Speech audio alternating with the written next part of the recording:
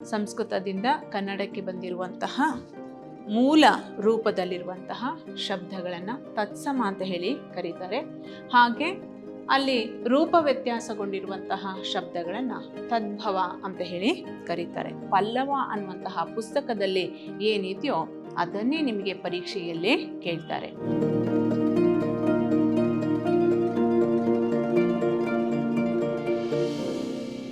ಎಲ್ಲರಿಗೂ ನಮಸ್ಕಾರ. ನಾನು ತೇಜ SP, ಕನ್ನಡ ಉಪನ್ಯಾಸಕಿ, ವಿದ್ಯಾಶ್ರಮ ಪದವಿ ಪೂರ್ವ ಕಾಲೇಜು, ಮೈಸೂರು. ಪ್ರಿಯ ವಿದ್ಯಾರ್ಥಿಗಳೇ, ದ್ವಿತೀಯ PUCಗೆ ಸಂಬಂಧಿಸಿದ ಭಾಷಾ ವಿಶೇಷವಾದ ತತ್ಸಮ ತದ್ಭವ ಇದನ್ನ ಕುರಿತು ಈ ದಿನ ನಾವು ಮಾತನಾಡೋಣ. ಬನ್ನಿ.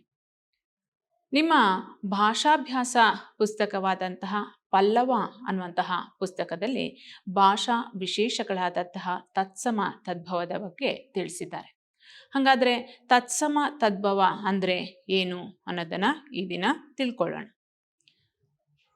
ತತ್ಸಮ ತದ್ಭವ ನೋಡಿ, ಸಂಸ್ಕೃತ ಭಾಷೆಯಿಂದ ಕನ್ನಡಕ್ಕೆ ಬಂದು ಮೂಲ ರೂಪದಲ್ಲಿರುವಂತಹ ಶಬ್ದಗಳನ್ನು ತತ್ಸಮಗಳೆಂದು, ರೂಪ ವ್ಯತ್ಯಾಸಗೊಂಡಿರುವಂತಹ ಶಬ್ದಗಳನ್ನು ತದ್ಭವಗಳೆಂದು ಕರೆಯುತ್ತಾರೆ.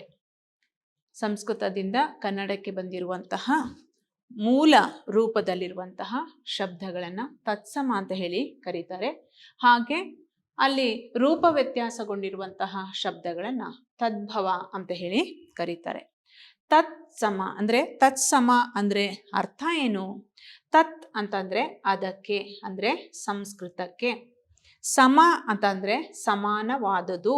ಇದನ್ನ ಸಮ ಸಂಸ್ಕೃತ ಅಂತನೂ ಕೂಡ ಕರೆಯುವರು. ತತ್ಸಮ ಅಂತಂದ್ರೆ ಅದಕ್ಕೆ ಸಮನಾದುದು.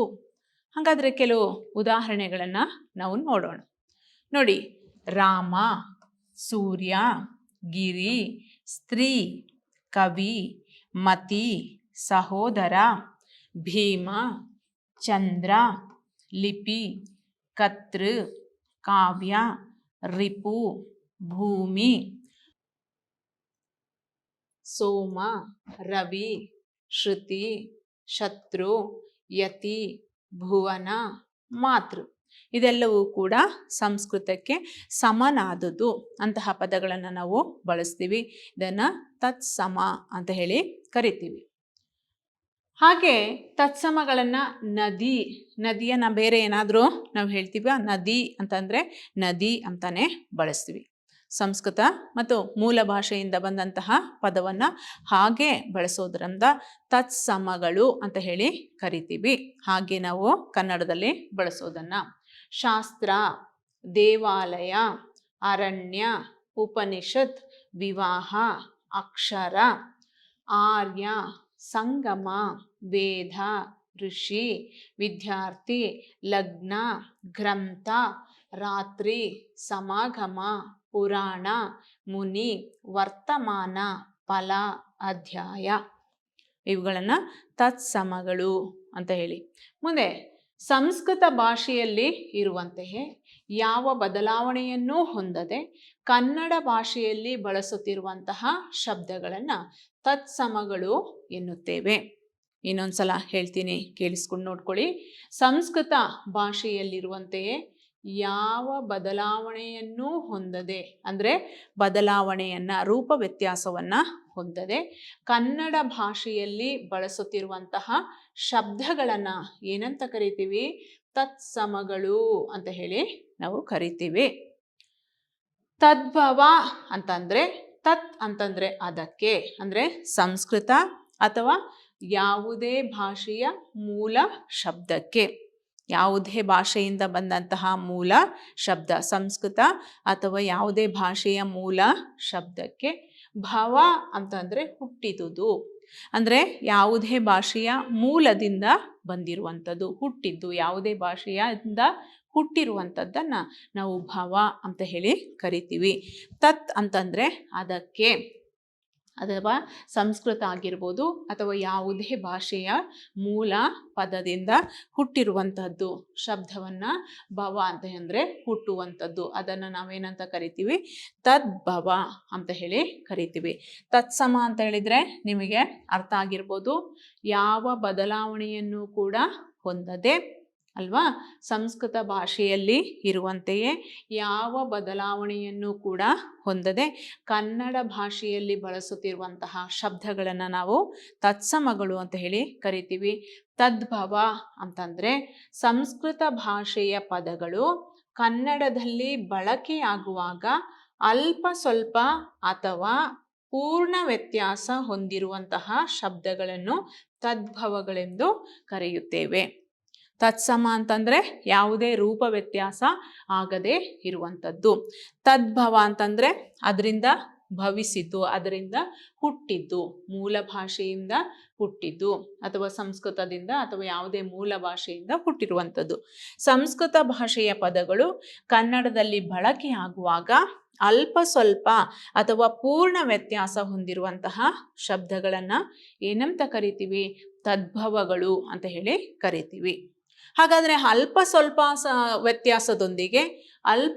ವ್ಯತ್ಯಾಸದೊಂದಿಗೆ ಕನ್ನಡಕ್ಕೆ ಬಂದಿರುವಂತಹ ಸಂಸ್ಕೃತ ಶಬ್ದಗಳು ಯಾವ್ಯಾವುದು ನೋಡೋಣ. ನೋಡಿ, ಕ್ಷಮ ಅಂತ ಇದ್ರೆ ಸಂಸ್ಕೃತದಲ್ಲಿ ನಾವು ಕ್ಷಮೆ ಅಂತ ಹೇಳಿ ಮಾಡ್ಕೋತೀವಿ ಅಲ್ವಾ? ಅಲ್ಪ ಸ್ವಲ್ಪ ವ್ಯತ್ಯಾಸವನ್ನು ಮಾಡ್ಕೋತೀವಿ, ಅದನ್ನು ನಾವೇನಂತ ಕರಿತೀವಿ? ತದ್ಭವ ಅಂತ ಹೇಳಿ ಕರಿತೀವಿ. ಮಾಲಾ ಅಂತ ಇದ್ರೆ ಸಂಸ್ಕೃತದಲ್ಲಿ, ಕನ್ನಡದಲ್ಲಿ ಮಾಲೆ ಅಂತ ಹೇಳಿ ಹೇಳ್ತೀವಿ. ಕರುಣ ಅಂತ ಹೇಳಿ ಸಂಸ್ಕೃತದಲ್ಲಿ ಇದ್ರೆ ಕರುಣೆ.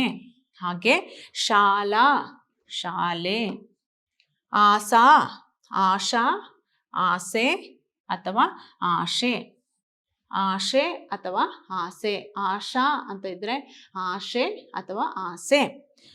ಭಿಕ್ಷಾ ಭಿಕ್ಷೆ, ನಿದ್ರಾ ನಿದ್ದೆ.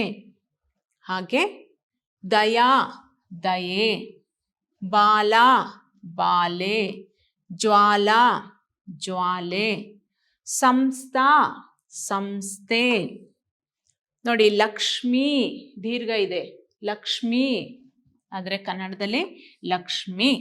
ವೇಳ ಅಂತ ಇದ್ರೆ ವೇಳೆ. ಗಂಗಾ ಅನ್ನೋದು ಸಂಸ್ಕೃತದಲ್ಲಿದ್ದರೆ ಗಂಗೆ ಅಂತ ಹೇಳಿ ಕನ್ನಡದಲ್ಲಿ ತದ್ಭವ ಮಾಡ್ಕೊಂಡಿದ್ದೀವಿ. ನೋಡಿ, ಪಠ್ಯಭಾಗದಲ್ಲಿ ಕೆಲವು ತತ್ಸಮ ತದ್ಭವಗಳನ್ನು ಕೊಟ್ಟಿದ್ದಾರೆ, ಅದನ್ನು ನಾವು ಗಮನಿಸಬೇಕು. ನಿಮ್ಮ ಪಲ್ಲವ ಅನ್ನುವಂತಹ ಪುಸ್ತಕದಲ್ಲೂ ಕೂಡ ನೋಡ್ಬೋದು. ಹಾಗೆ ಪದ್ಯಗಳನ್ನು ಮಾಡ್ತಾ ಇರಬೇಕಾದ್ರೆ ನಾವು ಆ ತತ್ಸಮ ತದ್ಭವಗಳನ್ನು ಅಲ್ಲಲ್ಲಿ ಹೇಳ್ತಾ ಇರ್ತೀವಿ. ನೀವು ಅದನ್ನು ಗಮನಿಸಿರ್ತೀರಿ, ಬರ್ಕೊಂಡು ಅಭ್ಯಾಸವನ್ನು ಮಾಡ್ಕೊಂಡಿರ್ತೀವಿ. ಆದರೆ ನಿಮಗೆ ಪರೀಕ್ಷೆಗೆ ಕೇಳುವಂಥದ್ದು ಯಾವುದು ಅಂತಂದರೆ, ನಿಮ್ಮ ಪಲ್ಲವ ಭಾಷಾಭ್ಯಾಸ ಪುಸ್ತಕವಾದಂತಹ ಪಲ್ಲವ ಅನ್ನುವಂತಹ ಪುಸ್ತಕದಲ್ಲಿ ಏನಿದೆಯೋ ಅದನ್ನೇ ನಿಮಗೆ ಪರೀಕ್ಷೆಯಲ್ಲಿ ಕೇಳ್ತಾರೆ. ಅಂದರೆ ನಿಮಗೆ ಪರೀಕ್ಷೆಗೆ ಕೇಳುವಂತಹ ಭಾಷಾ ವಿಶೇಷಗಳಾದಂತಹ ತತ್ಸಮ ತದ್ಭವಗಳು ಪಲ್ಲವ ಅನ್ನುವಂತಹ ಭಾಷಾಭ್ಯಾಸ ಪುಸ್ತಕದಲ್ಲಿರುವಂಥದ್ದನ್ನೇ ಕೇಳ್ತಾರೆ. ಅಲ್ಲಿಂದಲೇ ಕೆಲವು ಉದಾಹರಣೆಗಳನ್ನು ತಗೊಂಡು ನಿಮಗೆ ಅರ್ಥ ಮಾಡಿಸುವಂತಹ ಒಂದು ಪ್ರಯತ್ನವನ್ನು ಮಾಡ್ತಾ ಇದ್ದೀನಿ. ನೋಡಿ, ಯಶ ಅಂತಂದರೆ ಜಸ. ತತ್ಸಮ ತದ್ಭವಗಳನ್ನು ನೋಡ್ಕೊಳ್ಳಿ. ತತ್ಸಮ ತದ್ಭವಗಳನ್ನು ನೀವು ಯಾವುದಾದ್ರೂ ತತ್ಸಮ ಆದರೂ ಕೊಡ್ಬೋದು ಅಥವಾ ತದ್ಭವವನ್ನಾದರೂ ಕೊಡ್ಬೋದು. ತತ್ಸಮವನ್ನು ಕೊಟ್ಬಿಟ್ಟು ಇದರ ತದ್ಭವ ರೂಪವನ್ನು ಬರೆಯಿರಿ ಅಂತ ಹೇಳಿ ಕೊಡ್ತಾರೆ, ಅಥವಾ ತದ್ಭವವನ್ನು ಕೊಟ್ಟು ಅದರ ತತ್ಸಮ ಏನು ಅಂತಲೂ ಕೂಡ ಕೇಳ್ಬೋದು. ಯಶ ಅದಕ್ಕೆ ಜಸ. ಮುಖ ಮೊಗ. ಗೂಕ, ಗೂಕ ಅಂತಂದರೆ ಅರ್ಥ ಗೊತ್ತಿರಬೇಕು. ಗೂಕ ಅಂದರೆ ಗೂಬೆ ಅಥವಾ ಗೂಗೆ. ದರ ದರೆ, ದರೆ ಅಂತಂದರೆ ಭೂಮಿ. ಆಕಾಶ ಆಗಸ. ನೋಡ್ಕೊಳ್ಳಿ, ಗಮನಿಸ್ಕೊಳ್ಳಿ. ಯಶ ಜಸ, ಮುಖ ಮೊಗ, ಗೂಕ ಗೂಗೆ, ದರ ದರೆ, ಆಕಾಶ ಆಗಸ. ಹಾಗೆ ಮುಂದೆ ನೋಡೋಣ. ವೀರ ಬೀರ. ಪರೀಕ್ಷಿಸು ಪರಿಕಿಸು. ಪರೀಕ್ಷಿಸು ಅನ್ನೋದು ಪರಿಕಿಸು. ಯೋಗಿ ಜೋಗಿ. ಅಗ್ನಿ ಅಂತ ಕೊಟ್ಟರೆ ಅಗ್ಗಿ ಅಂತ ಹೇಳಿ ಬರಿತೀರಿ. ನೋಡೋಣ ಅವುಗಳಂತೆ ಹೀಗೆ ಪಠ್ಯಭಾಗದಲ್ಲಿ ಬಂದಿರುವಂತಹ ಕೆಲವು ತತ್ಸಮ ತದ್ಭವಗಳು. ಇನ್ನು ನಿಮಗೆ ಉದಾಹರಣೆಗಳ ಮೂಲಕ ತಿಳಿಸೋದಾದರೆ ಅದನ್ನು ಅಭ್ಯಾಸ ಮಾಡ್ತಾ ಮಾಡ್ತಾ ಇದ್ದಾಗ ಮಾತ್ರ ನಮಗೆ ಬರುವಂಥದ್ದು. ಸರಿಯಾದಂತಹ ಒಂದು ತತ್ಸಮ ತದ್ಭವಗಳನ್ನು ನೀವು ಸರಿಯಾಗಿ ಬರೆದ್ರೆ ನಿಮಗೆ ಅಂಕ ಸಿಗುತ್ತೆ, ಇಲ್ಲ ಅಂತಂದರೆ ನಿಮಗೆ ಅಂಕ ಸಿಗಲ್ಲ, ಕಳ್ಕೊತೀರಿ ನೀವು. ಅದರಿಂದ ಸರಿಯಾದಂತಹ ತತ್ಸಮ ತದ್ಭವಗಳನ್ನು ಗಮನವಿಟ್ಟು ನಾವು ಕಲಿಬೇಕಾಗುತ್ತೆ. ಅದಕ್ಕೆ ಅಭ್ಯಾಸವನ್ನು ಮಾಡ್ತಾ ಇರಬೇಕು. ಬೀಜ ಬಿತ್ತ, ಅಗ್ನಿ ಅಗ್ಗಿ, ಆಕಾಶ ಆಗಸ, ದೃಷ್ಟಿ ದಿಟ್ಟಿ. ಇದೆಲ್ಲ ಪಾಠಗಳನ್ನು ಪದ್ಯಗಳನ್ನು ಮಾಡ್ತಾ ಇರಬೇಕಾದ್ರೆ ಅಲ್ಲಲ್ಲೇ ನಿಮಗೆ ಹೇಳಿರ್ತಾರೆ. ಅದೇ ವಿಷಯವನ್ನು, ಅದೇ ತತ್ಸಮ ತದ್ಭವಗಳನ್ನು ನಿಮಗೆ ಪಲ್ಲವ ಅನ್ನುವಂತಹ ಭಾಷಾಭ್ಯಾಸದ ಪುಸ್ತಕದಲ್ಲಿ ನಿಮಗೆ ಕೊಟ್ಟಿದ್ದಾರೆ. ಅದನ್ನು ನೀವು ಗಮನಿಸ್ಕೋಬೇಕು. ಕ್ಷಣ ಚಣ, ಪ್ರಭು ವಿಭು, ಸಂಸ್ಕೃತ ಸಕ್ಕದ, ಗಂಗಾ ಗಂಗೆ. ಹಾಗೆ ಮಾಲಾ ಮಾಲೆ, ಭಿಕ್ಷಾ ಬಿಕ್ಕೆ, ದಯಾ ದಯೆ, ಕೀರ್ತಿ ಕೀರುತಿ, ಮೂರ್ತಿ ಮೂರುತಿ, ಆಚಾರ್ಯ ಆಚಾರಿ, ಅಮೃತ ಅಮರ್ದು, ಆಯುಷ್ಯ ಆಯಸ್ಸು. ಈ ರೀತಿ ತತ್ಸಮ ತದ್ಭವಗಳನ್ನು ನೀವು ಬರಿತಾ ಹೋಗ್ತೀರಿ. ಅದನ್ನು ನೀವು ಕಲಿಬೇಕಾಗುತ್ತೆ. ಇಷ್ಟನ್ನು ನೀವು ಕಲ್ತ್ಕೊಂಡು ಹೋಗ್ತಾ ಇದ್ದರೆ ನೀವು ಪರೀಕ್ಷೆಯಲ್ಲಿ ಸುಲಭವಾಗಿ ಅಂಕಗಳನ್ನು ಪಡ್ಕೋಬಹುದು. ಮುಂದೆ ನೋಡೋಣ. ಮೃಗ ಅನ್ನೋದಕ್ಕೆ ಮಿಗ, ಯಂತ್ರ ಜಂತ್ರ, ವಿದ್ಯೆ ಬಿಜ್ಜೆ. ವಿದ್ಯೆಗೆ ವಿದ್ಯಾ ಅಂತ ಬರೆದ್ರೆ ಆಗಲ್ಲ, ವಿದ್ಯೆಗೆ ಬಿಜ್ಜೆ ಅಂತ ಹೇಳಿ ಬರಿಬೇಕು. ವಿದ್ಯೆ ಬಿಜ್ಜೆ. ಶ್ರುತಿ ಸ್ತುತಿ, ಬೀದಿ ಅಂತ ಇದ್ರೆ ಬೀದಿ. ಯಶ ಅದಕ್ಕೆ ಜಸ ಅಂತ ಹೇಳಿ ಬರಿಬೇಕು. ಭಂಗ ಬನ್ನ ಅನ್ನೋದನ್ನ ಬರಿಬೇಕಾಗುತ್ತೆ. ವೀರ ಭೀರ. ಕರುಣ ಕರುಣೆ, ವದ ವಧೆ, ಲಕ್ಷ್ಮೀ ಲಕ್ಷ್ಮಿ, ಪ್ರಸಾದ ಹಸಾದ. ಲಕ್ಷ್ಮಿಗೆ ಲಕುಮಿ ಅಂತ ಬರೆದ್ರೂ ಕೂಡ ಅಂಕಗಳನ್ನು ಕೊಡ್ತಾರೆ. ಹಾಗೆ ಪ್ರಸಾದ ಹಸಾದ. ಪಳ್ಳ ಹಳ್ಳ, ಅಡವಿ ಅಠವಿ, ಆಜ್ಞೆ ಅಪ್ಪಣೆ, ಅಕ್ಷರ ಅಕ್ಕರ ಅಲ್ವಾ. ಹಾಗೆ ಮುಂದೆ ನೋಡೋಣ. ನೋಡಿ, ಮುಖ ಅಂತ ಬರೆದ್ರೆ ಮೊಗ ಅಂತ ಹೇಳಿ ನೀವು ಬರಿಬೇಕಾಗುತ್ತೆ. ಪರೀಕ್ಷಿಸು ಪರಿಕಿಸು, ಗೂಬೆ ಗೂಗೆ. ಅದನ್ನು ಗೂಕ ಅಂತಲೂ ಕೂಡ ಕೊಡ್ಬೋದು. ಆಗಲೂ ಕೂಡ ನೀವೇನಂತ ಬರಿಬೇಕು, ಗೂಕ ಅಂತ ಹೇಳಿ ಕೊಟ್ಟರೆ ನೀವು ಗೂಗೆ ಅಂತಲೇ ಬರಿಬೇಕು. ಗೂಕ ಅಂತ ಕೊಟ್ಟರೆ ಗೂಬೆ ಅಥವಾ ಗೂಗೆ ಅಂತ ಬರಿಬೇಕು. ಯೋಗಿ ಜೋಗಿ, ದರ ದರೆ, ಶಾಲಾ ಶಾಲೆ, ಸಂಸ್ಥಾ ಸಂಸ್ಥೆ, ಕ್ಷಮ ಕ್ಷಮೆ ಅಲ್ವಾ. ಮುಂದೆ ನೋಡೋಣ. ಆರ್ಯ ಅಜ್ಜ, ಕಸ್ತೂರಿ ಕತ್ತೂರಿ, ಯಮ ಜವ, ಶಕ್ತಿ ಶಕುತಿ. ಹಾಗೆ ಇನ್ನೊಂದು ಹೇಳಿ ನೋಡೋಣ. ಶಕ್ತಿ ಥರ ಬರುವಂಥದ್ದು ನೋಡಿ, ಭಕ್ತಿ ಏನು ಬರಿತೀರಿ, ಭಕ್ತಿಗೆ ಬಕುತಿ ಅಂತ ಹೇಳಿ ಬರಿತೀರಿ ಅಲ್ವಾ. ಹಾಗೆ ಮೂರ್ತಿ ಅಂತ ಹೇಳಿ ಕೊಟ್ಟರೆ, ಮೂರ್ತಿ ಅಂತ ಹೇಳಿ ಕೊಟ್ಟರೆ ನೀವೇನು ಬರಿತೀರಿ, ಮೂರ್ತಿ. ಕೀರ್ತಿ ಅಂತ ಹೇಳಿ ಕೊಟ್ಟರೆ ನೀವೇನು ಬರಿತೀರಿ, ಕೀರುತಿ ಅಲ್ವಾ. ಶಕ್ತಿ ಅಂತ ಕೊಟ್ಟರೆ ಶಕುತಿ ಅಂತ ಹೇಳಿ ಬರಿತೀರಿ. ಯುಕ್ತಿ ಅಂತ ಹೇಳಿ ಕೊಟ್ಟರೆ ಯುಕುತಿ ಅನ್ನೋದನ್ನು ಬರಿತೀರಿ. ನೋಡಿ, ಅದನ್ನೆಲ್ಲ ಕಲಿತಾ ಹೋಗಬೇಕು. ಬರಿತಾ ಹೋದರೆ, ಕಲಿತಾ ಹೋದರೆ ಹೆಚ್ಚು ತತ್ಸಮ ತದ್ಭವಗಳು ನಿಮಗೆ ಗೊತ್ತಾಗುತ್ತೆ. ಆಗ ನೀವು ಒಂದು ಅಂಕವನ್ನು ಕೂಡ ಕಳ್ಕೊಳ್ಳುವಂತಹ ಅವಕಾಶವೇ ಇರಲ್ಲ. ನೋಡಿ, ಹಾಗೆ ಶಕ್ತಿ ಶಕುತಿ. ವಸತಿ, ವಸತಿಗೆ ವಾಸತಿ ಅಂತ ಹೇಳಿ ಬರೆದ್ರೆ ತಪ್ಪಾಗುತ್ತೆ. ವಸತಿಗೆ ಬಸದಿ ಅಂತ ಹೇಳಿ ಬರಿಬೇಕು. ಶಿರ, ಶಿರಾಗೆ ಸಿರಾ ಅಂತ ಹೇಳಿ ನೀವು ಬರಿತೀರಿ. ಶಿರಾಗೆ ಸಿರಾ ಅಂತ ಹೇಳಿ ಬರಿತೀರಿ. ವನ ಬನ ಅಂತ ಬರಿತೀರಿ. ಹಾಗೆ ಬಾಲಗೆ ಬಾಲೆ ಅನ್ನೋದನ್ನು ಬರಿತೀರಿ. ಇವುಗಳನ್ನು ನೀವು ಅಭ್ಯಾಸ ಮಾಡ್ತಾ ಇದ್ದರೆ, ಸತತವಾದಂತಹ ರೀತಿಯಲ್ಲಿ ಅಭ್ಯಾಸವನ್ನು ಮಾಡ್ತಾ ಇದ್ದರೆ, ಒಂದೆರಡು ಸಲ ಅದನ್ನು ಬರೆದು ಅಭ್ಯಾಸವನ್ನು ಮಾಡಿದರೆ ಖಂಡಿತವಾಗ್ಲೂ ಕೂಡ ತತ್ಸಮ ತದ್ಭವಗಳಲ್ಲಿ ನೀವು ಅಂಕಗಳನ್ನು ಕಳ್ಕೊಳ್ಳಲ್ಲ. ಆದರೆ ಪದೇ ಪದೇ ಅದನ್ನು ಬರೆದು ಅಭ್ಯಾಸವನ್ನು ಮಾಡ್ಕೋಬೇಕಾಗುತ್ತೆ. ಅದರಿಂದ ಭಾಷಾ ವಿಶೇಷಗಳಲ್ಲಿ ತತ್ಸಮ ತದ್ಭವಗಳು ಬಹಳ ಮುಖ್ಯ ಆಗಿದೆ. ಪರೀಕ್ಷೆಯಲ್ಲಿ ತತ್ಸಮ ತದ್ಭವಗಳನ್ನು ಗುರುತಿಸಿ ಬರೆಯಿರಿ ಅಂತ ಹೇಳಿ ನಿಮಗೆ ಕೊಡ್ತಾರೆ.